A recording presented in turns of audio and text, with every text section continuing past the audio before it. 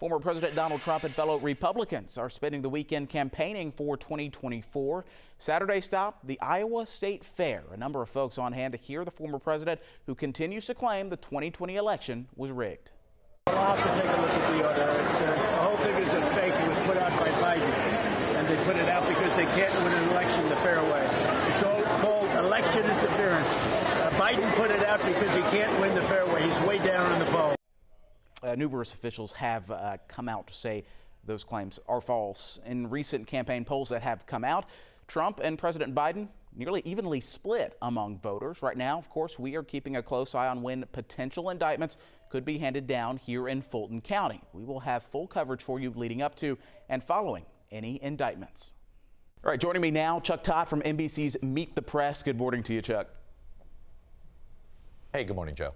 Hey, so a big week expected for former President Donald Trump. After campaigning in Iowa this weekend, he could be in Atlanta, our neck of the woods, later this week, facing more legal battles. If you're a Republican in this current presidential field, Chuck, what are you thinking right now? What's your strategy to try and gain some traction in the polls?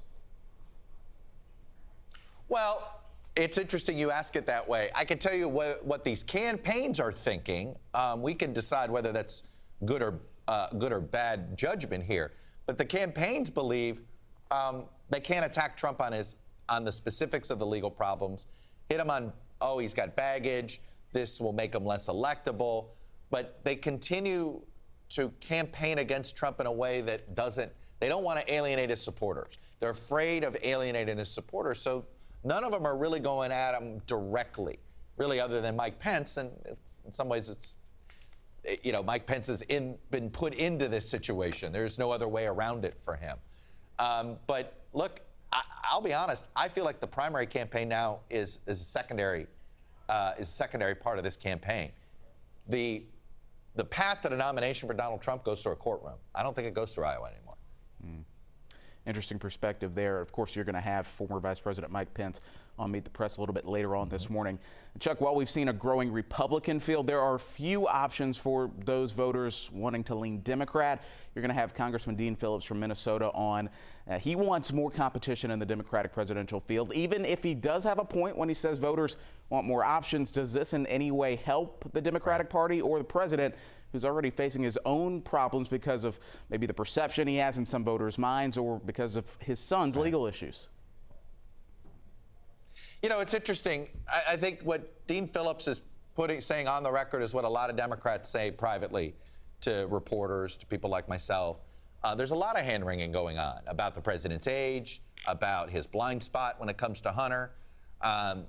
But the recent history shows it. When a sitting president has a serious primary challenge, that party loses the general election. Hard stop. Happened to the Republicans in '76, the Democrats in '80, and the Republicans in '92.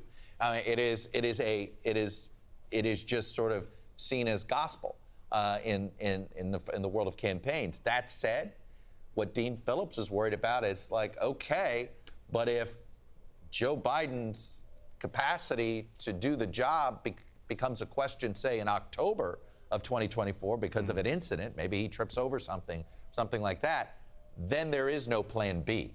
And I think what Dean Phillips is articulating is he wants to see if voters do want a plan B, let him have this conversation. Look, I understand the sentiment, and I also laid out that history because the politics of it's a mess.